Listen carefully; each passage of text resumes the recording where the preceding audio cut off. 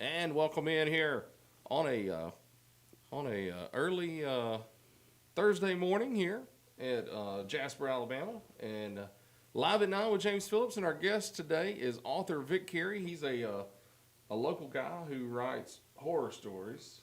That's right, yeah. Perfect time of year for that, right? It is. It's the spooky season. So tell me a little bit about tell us how many books you've written, things like that, and then we'll get into kind of your background of where it came from and that sort of thing. I have 9 published books, 5 of which are novels, adult horror novels, and then I have 2 what you call novellas, which are like short novels, around 100 pages, again, horror. I have 1 collection of short stories, and then I wrote a middle grade horror story similar to Goosebumps, which came out last year. Unfortunately, that publisher went out of business about 2 months ago, so now that book's out of print. So if somebody wants that one, they got to dig for it now. I think there were a few copies left on Amazon, but not many. I checked it the other day, but that one's kind of slipping away from me. So. And you said that you had just signed to do another middle school age book too. Yes, I just signed, I think Tuesday, a contract with Crossroad Press for another middle grade book. It's right now called the Poison Ivy Street Library, and hopefully it'll be out next year. It's always a little, according to the publisher's workload, when it'll come out, but hopefully next year. Right. Usually it's about a year turnaround with them. So. And then you said this year already you've won an award, statewide award for horror writing as well. Yes, I won the Alabama Writers Convention, was second place in Alabama Writers Convention's state contest for horror with a story called The Leaning Man. Right. So, yeah. Cool. Yeah. Tell the audience a little bit about where this love of horror and how old were you when it started, that sort of thing? Well, I started writing when I was in the 3rd grade, so I'd have been 8, I guess. And it was a scary story. I actually remember I called it Bad Moon Rising, and it was about ghosts that ate people's heads. And the ending was that the Ghostbusters showed up and zap them. Nothing about copyright there, so exactly. I hope they don't come after me on that one. But I've always liked monsters. I haven't necessarily always liked scary movies, but I always liked monsters. And so if I'd have grown up in the 70s, I'd have been like a monster kid that had the kits and everything like that. But I was a little bit too young for that. But I've always loved monsters. So, yeah. And also writing. I mean, I'm sure you have written more than horror, but it seems like you've had a love for writing since that young age and just continued to do it. Yeah, I do. I actually, as a kid, wanted to be a cartoonist, and I realized that I couldn't draw. Which is something you've got to be able to do. So I ended up, I can't draw, but I still have all this creativity, still have all this imagination. So I just started using words. They say a picture's worth 1,000 words, so I choose the 1,000 words instead of the picture. Right. And I've written a lot steadily since then. Not always scary stuff. I kind of came back to that. I've written humor and a few other things. So. Yeah. What is it about horror that led you to come back to that and makes it kind of your thing? Well, writing is not my full-time job, and the full-time job that I actually have, which I'm not going to talk about, leaves me dealing with very, very dark issues. Right. The dark side of humanity. And you either get that out or you keep it inside of you. And writing scary stuff is a healthy way to get that darkness out. Right. In a way that doesn't hang around inside and cause problems. Right. And you project it on the rest of us, right? Yes, exactly. You send all that darkness out. It is. I send it out to the world and let everybody else experience just a touch of it. Well, at least a touch of darkness. At least you don't keep it in and it continues to grow inside. And I just watched Monster, the new series of Monster on Netflix about Ed Gein. Yeah.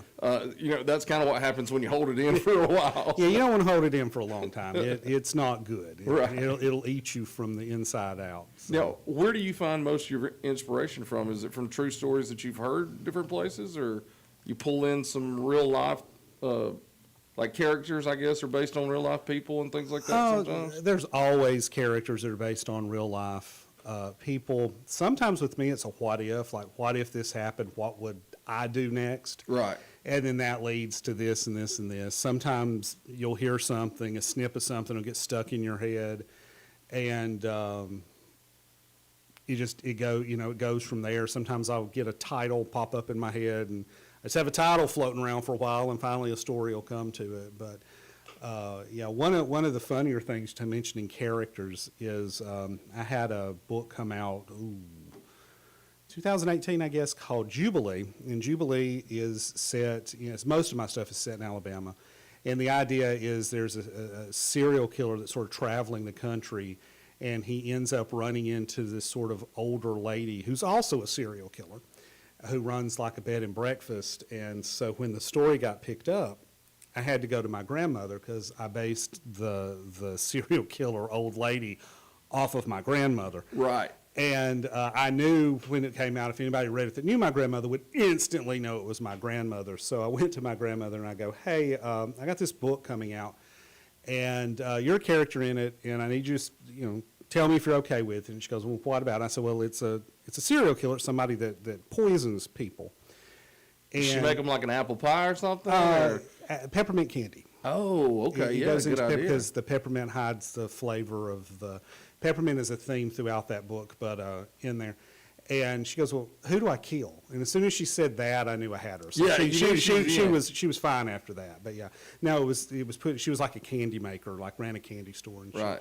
She used to like kill random people. There was method to her madness. There was a reason behind it. There was a reason behind Yeah. it. Yeah. And I'm sure they were mostly bad people that she was killing. No. Oh, okay. No. Well, see, I was trying to redeem her for a second. No, there. no. She thought she was doing the right thing in her mind. In her mind, yes. The characters, Yeah, the character's mind. She was doing the right thing, but in reality, she was just poisoning folks. Well, I love the fact that your grandmother didn't say, "Oh no," but who did I kill? Who do I kill? That's the best thing. That was the thing. And it was either she wanted to make sure she was killing somebody that she would kill, or hey, don't be telling any stories that I could have actually done. Yeah, that's true too. Well, the character in and of itself is also based off of a real person.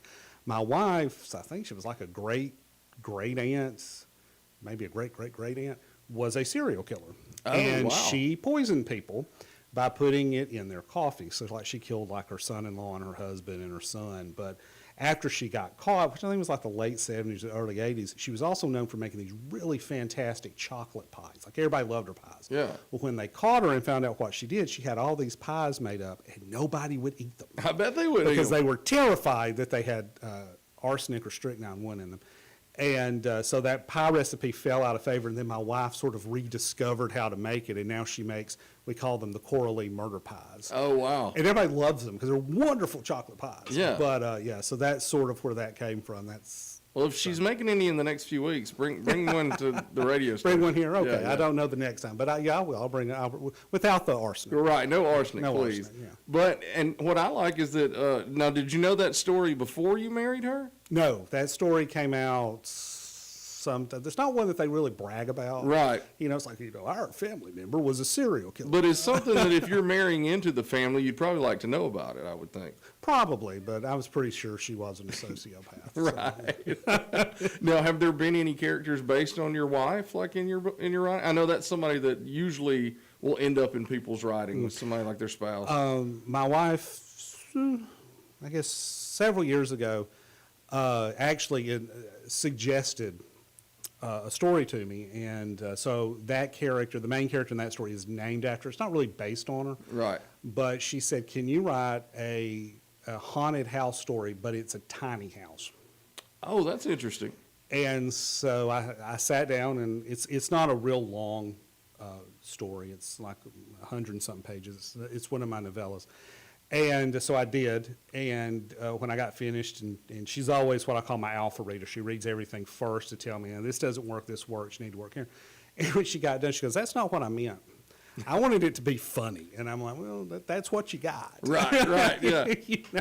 So on the rewrite, you didn't go back and add a bunch of humor to it? No, I mean, no more than, I always have humor in Right. everything I do because I just naturally have it. And I have sort of a dark sense of You humor. just got to be twisted sense of humor. So there is humor that flows, through it, but it didn't. She wanted it to be like the ghost was hanging out in the freezer and the refrigerator. Yeah. It was just a tiny house. And Right. that's not what she got. Well, and I was going to say that probably the biggest thing for you in writing that is, with it being a tiny house, there's not a lot of places for the main character to hide, because you got to have hiding places in a horror movie. And there's not. Right. So yeah, they're just sort of exposed to whatever is coming at them. So, yeah. But with the boom in tiny houses, that's such a cool idea to have, though. Yeah. Tell us some of your, we talked about this before we went on the air. I know it's difficult to say, hey, this is my favorite of what I've written, but tell us some of your favorite stories. Some of my favorite. Okay. Well, I actually have a novel called As an Old Memory, and it's set in the 90s and then in the 50s. And I just really, really like that. That's probably, if I have a favorite, that's probably my favorite. I enjoyed writing it. Now, it was interesting because being a historical novel, when I wrote that to stay in the 90s, because, we're not in the 90s anymore, and a lot of stuff has changed. So all I did was listen to 90s music. All I did was watch 90s television shows. I mean, I completely immersed myself in the 90s. I had a real hard time coming out of the 90s after that. But I just really enjoyed writing that, and that was fun to write. I still like that story. So that's one of my favorites. What were some of the shows and music that were inspiration to that, you would think? I don't really remember the shows, but I think I still have the playlist, actually. Do you? Yeah, because I still use it. But it was just all kinds of stuff. The book was set in, I think, 96. So it had to be 96 and earlier Right. to fit. But it was a lot of light stuff that would have used to been on, like, the X out of Birmingham. Oh, yeah, Because yeah. the X out of Birmingham actually was featured in it. I mentioned the X. Oh, that's cool. Our former owner who passed away last year, Brett Elmore, he worked at the X for a good while. Yeah, that actually features in it because it was because again, set in Alabama, it was a very important part of this area. Oh, as far as yeah, the music yeah. scene goes back then. Yeah, because so, you and I are about the same age. I graduated in 96. Yeah. And the X was huge. Oh yeah. So the only thing was I had the wrong call numbers because I always remembered it as 107.7, and originally it wasn't. It was like 101 something. So, Oh, okay. And I had the 100 something. Like I looked, I was like, oh, I got to fix that because originally I had it as 107.7. Yeah. And actually, one of the edits had to go back and fix when I figured out, like, oh, I'm glad I came back to the 21st century to look stuff up. Right. The story, I would think that you were probably like binge watching Friends and Seinfeld, Probably Seinfeld. I don't like Friends. I didn't like Friends. I never liked back Friends either. then. And Seinfeld's So- my favorite show ever. I watch it every day. So it was probably a lot of Seinfeld. Probably that 70s show. I know that was a little after 96. But Right. it's still, even though it was set in the 90s, it was still made. Yeah, or set in the 70s, it's still in the 90s. But I don't really remember. Like, Yeah. I'm completely flaking Yeah. on that. So, Well, before we came on the air, I was asking you what's your favorite and but you said the least favorite was the easiest thing to mention. oh, yeah. But we don't want to call it a bad book because people seem to love it, but Yeah. it just wasn't your favorite. No, the book's called Revel's Ending, and it is not my favorite book by a long shot. It took me a long time to write it and edit it, and I just got sick of it. But like my wife loves it. That's her favorite book, and I was telling you, usually when I set up at festivals or something, I might sell one copy of that one. Not a huge seller, but has good reviews. It's just, I just got tired of it. So Right. that was the main thing on that one. Yeah. But it's actually set in Mobile during the Mardi Gras season. Which, Oh, okay. And there's a character in there. My best friend was from Mobile. He loved Mardi Gras, and I think he passed away right before that book came out. And so he's actually a character in it, just sort of a little cameo character at one of the parades. But yeah, so. But I hate that book. And before we came on, I was joking with him. I said, when you sign that one, do you say, sorry you bought this one? Or, like. No, I signed it, let the bad times roll. That's great. But I understand that. Like, even in writing stories over the years with the newspaper and magazines and stuff, the one that would take the longest and you really just wanted it to be right, Yeah. But that's the one you're like, man, I hate that even got out sometimes. Yeah, it took forever. Yeah, And, yeah. Well, I want to remind everybody, we were talking to Vic Kerry. He's a local author and writes horror stories and has got a lot of different horror stories out there. We're going to take a quick break and hear from our sponsors, and when we come back, we'll talk about some things like, hey, where can I find his books, and how can I get a hold of several of them? So as spooky season continues on, we'll be right back on Live at 9 with James Phillips on WJLX.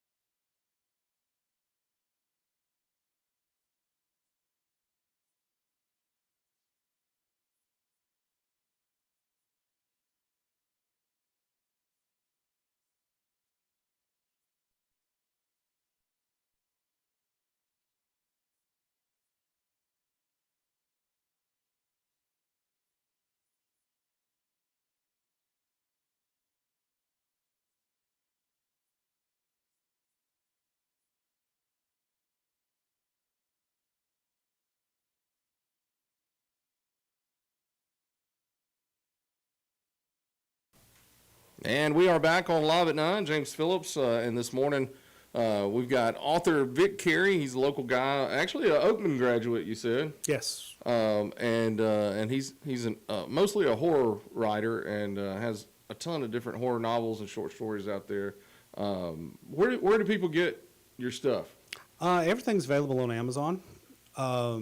Like everything, all my books. Now, short Right. stories come in different anthologies, blah, blah, blah. A lot of those are on Amazon, too. If you just put Vic Kerry into Amazon, it will pop me up, and then it'll pop up some lady out of Australia who's not named Vic Kerry, but her last name's like Kerry, and so she Right. But, yeah, so they're all there.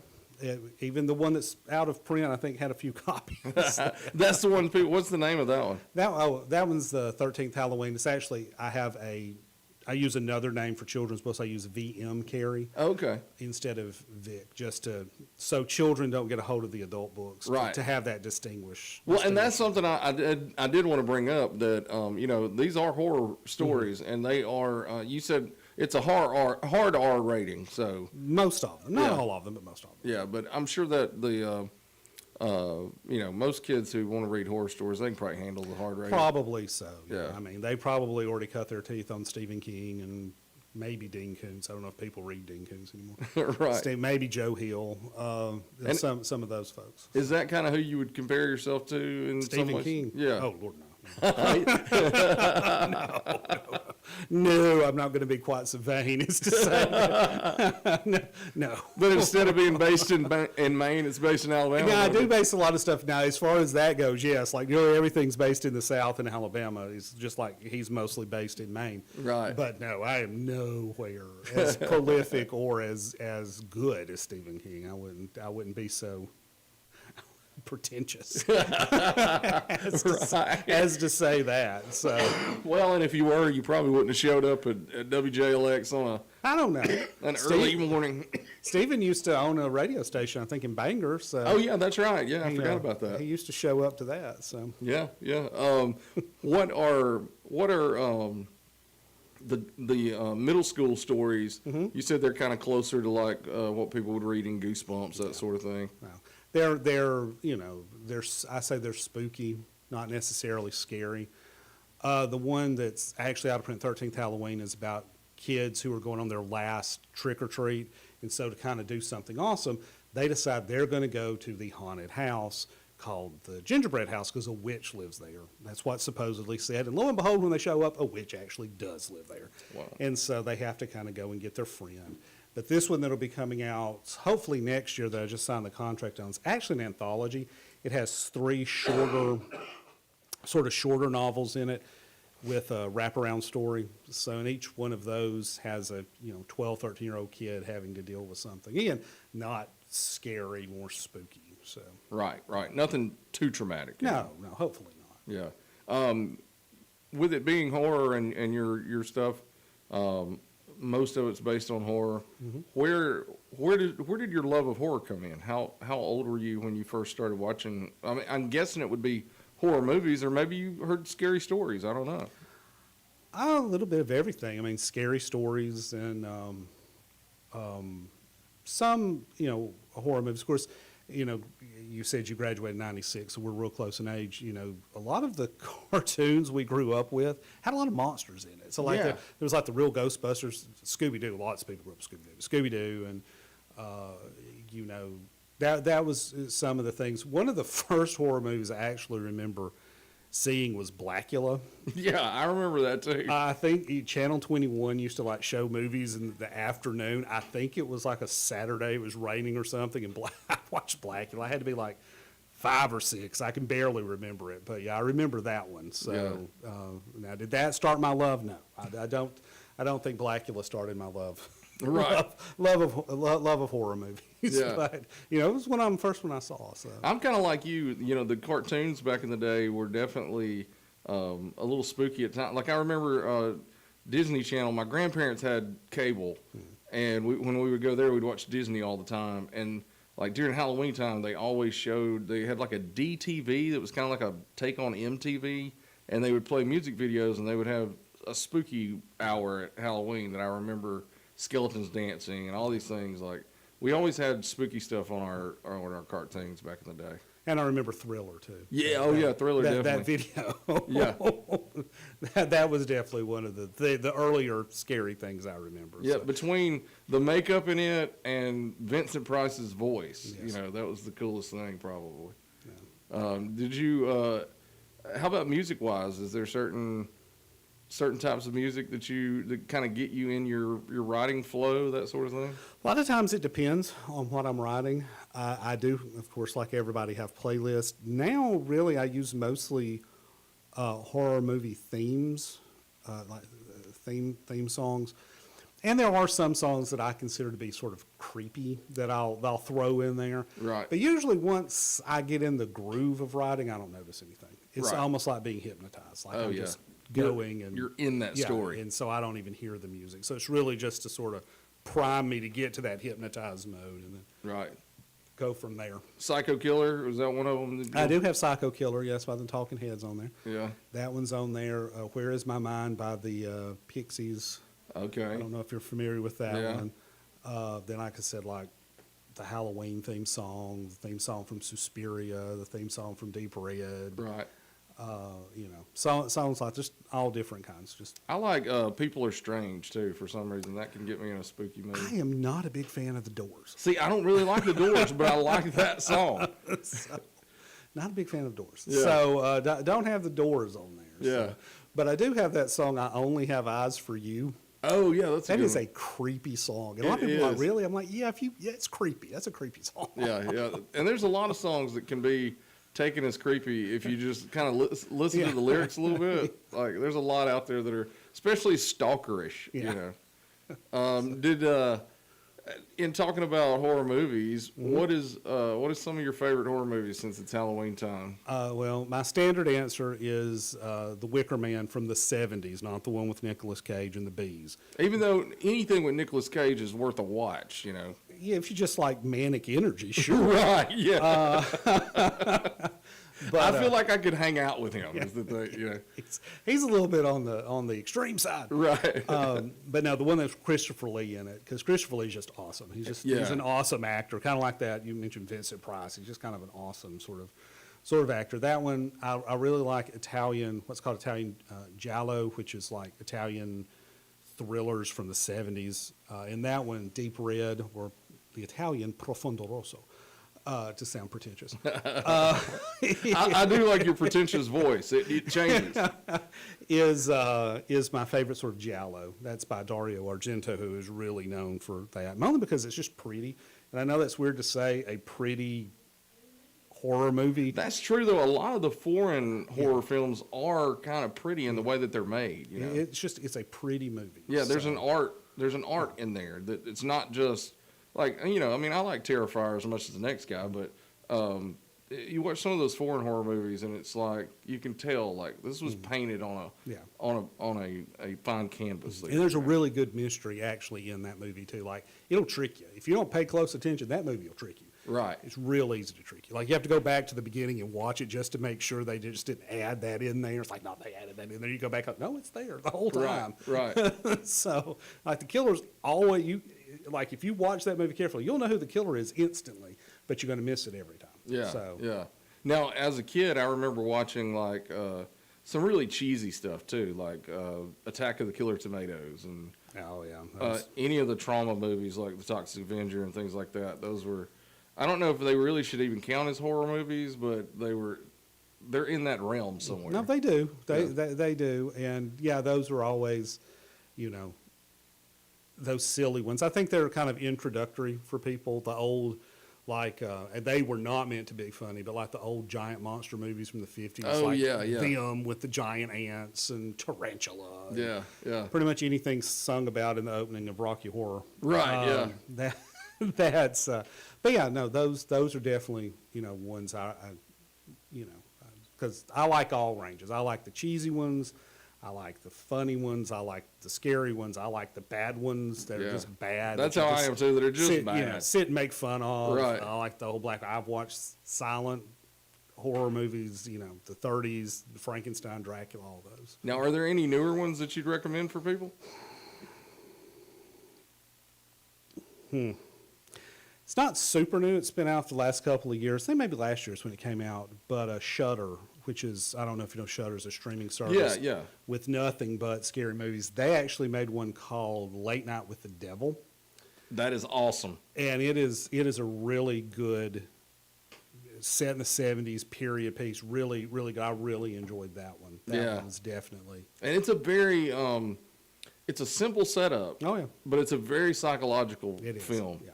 And I just thought the story was great, and the way that they filmed it, everything was really good about it. But it's about, without giving too much away, it's about a late night talk show, kind of like Jimmy Fallon, that sort of thing. And I think they even mentioned Johnny Carson in the movie because it's set in about that. It's about the same time as Johnny Carson. And he's interviewing a psychologist and a young girl who is supposedly possessed, and man, things go off the rails quickly. They certainly do. But I think there's a great moral to it because it's all about greed and you know they're just trying to push ratings and things like that. And Wow, Yeah, man, it goes crazy. It was different. It wasn't what I was expecting. And like when I went, I was like, oh, this is better than I thought it would be. So, because a lot of times I go into movies like, oh, this isn't going to be good because I know what's going to happen. Right, And right. This one did a good job. I'll tell you one that I've watched this year just a few weeks ago was called Together. Have you heard of it? It's got James Franco's brother, Dave Franco's. Oh, I have heard of that one, yeah. And if you've ever been in a codependent relationship, man, this one could definitely shock you, I'm sure. But it was a really good movie. Any word about what's coming up next as far as your writing goes? Where are you headed? Well, like I mentioned, I have the middle grade hopefully next year. I also have a collection of what we call drabbles. Drabbles are short stories that are exactly 100 words, no more, no less. So I have a collection of 100 drabbles, horror drabbles. It's going to be coming out next year, probably be out about this time next year, but it's also going to be illustrated. So it's going to be 100 100-word horror stories with an illustration to go with it. Wow. And so far it's been called Centipede because 100 Right. legs, 100. So we'll see how that goes. Not to be confused with Human Centipede. Not to be, no, not the same thing. And being a short story collection, it's going to the stories are just going to range from, there's some funny ones, there's some serious ones, all kinds of stuff. Because if you're writing 100-word short stories, you're going through a lot of stuff. Yeah, I'm going to say that could get tedious. It did. I'm done with the stories. The illustrations take long. I'm not illustrating them. Right. The illustrations do take longer, so that's, we're working on getting all the illustrations done now. So. Right. What, any novels up there still?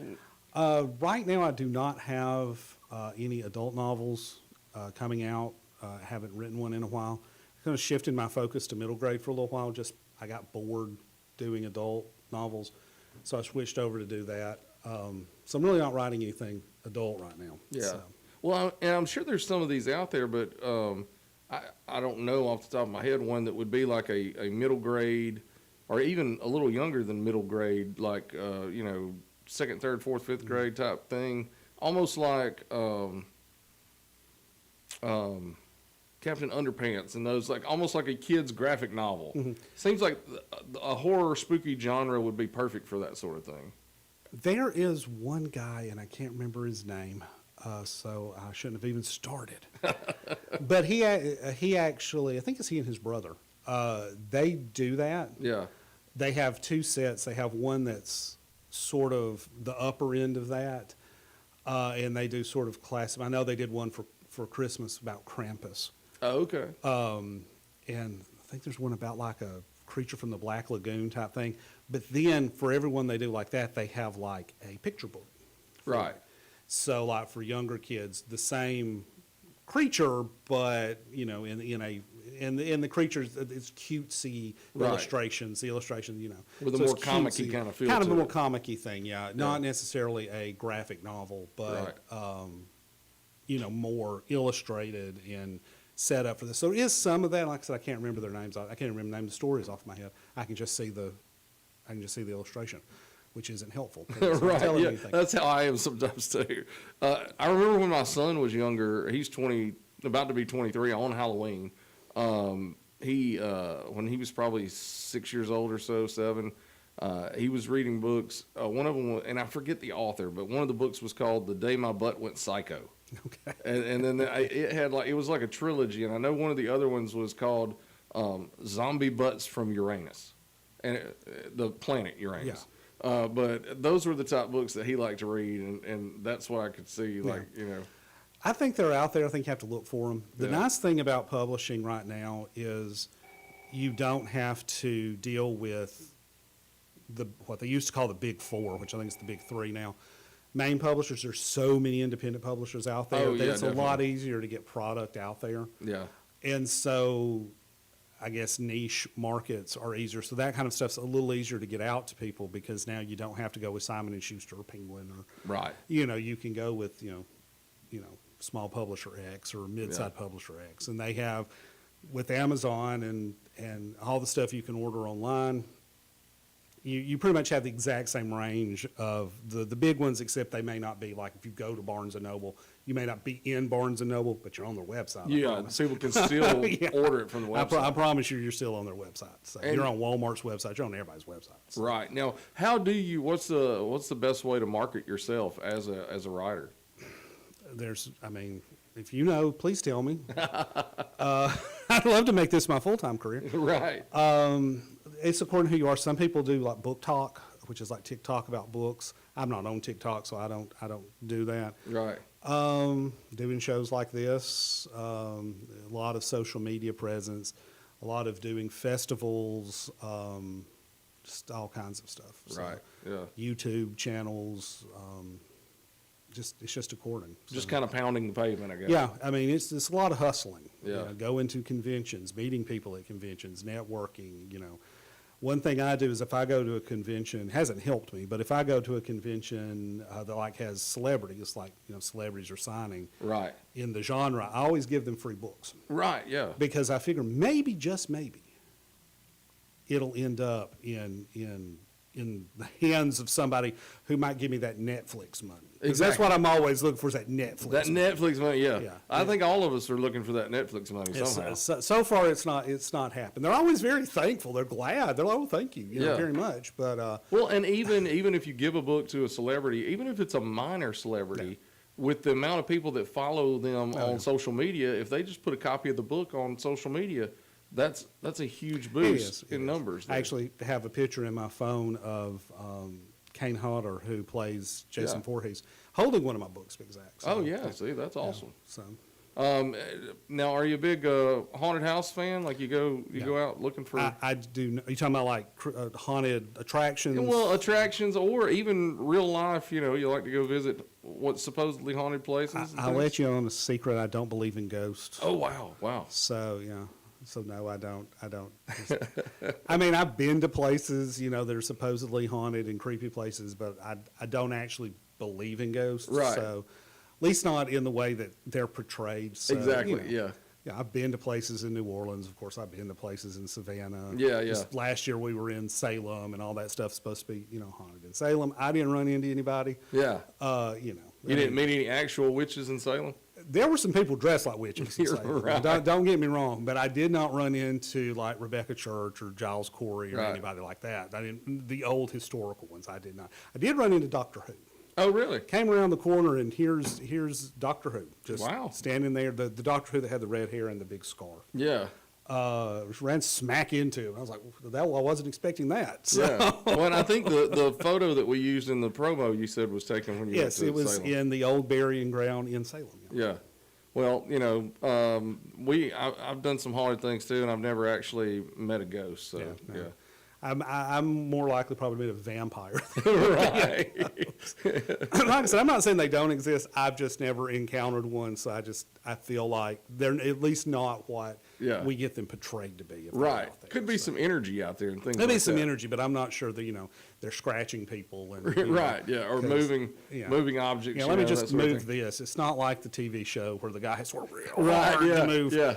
to move something. So it would be awesome if maybe they were floating around. But I've not met, and I don't just ooh, this house is haunted, so I'm going to go and spend the night there. Right. If you give me $20,000 to make it through the night, yeah, I'll do it. Yeah, There's yeah. no problem with that. But you don't want to pay the $20,000. No. I'll Right. I'll sleep in your haunted asylum, but you're giving me money, because if there's a deal. Right.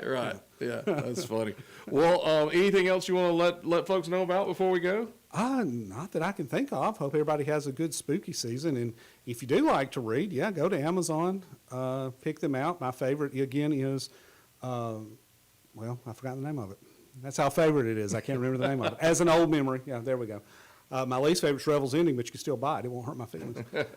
And my actual novella I talked about, my wife wrote, is called A Place That Should Not Be. And the one thing about it that makes it interesting is she asked me to write it, and I have to give her credit here. It actually won the Next Generation Independent Book Award, which is an international book award. So it actually won it for the year it came out. So I have to give her credit for that one. She gave me an award-winning idea. So. Wow. And how many people knew that we had an award-winning horror author right here in Walker County. Yeah, scary. I could be at the Dollar General and you never know it. Right. Nobody would even. I was going to say, is it hard for you to get out these days? No, not really. I have anonymity, but I just kind of look at people like you have no idea who I am. Right.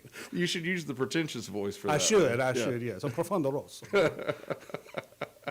Well, guys, thanks for listening today. Tomorrow we'll be continuing on. And actually, tomorrow I booked a guest this morning. I had somebody else who couldn't come tomorrow. And we had a local guy last night who actually bowled a 300, which I think is cool. It was in league play. First time ever, I think, in league play in Jasper that somebody bowled a 300. And so he's going to come in tomorrow and talk about bowling. And that's a totally different type subject from most things that we talk about, but I think it's interesting and a way to kind of celebrate a local guy who did something pretty amazing. So we'll have a 300 bowler on tomorrow. Until tomorrow morning, be kind and love, and then we'll see you tomorrow on Live at 9 with James Phillips here on WJLX.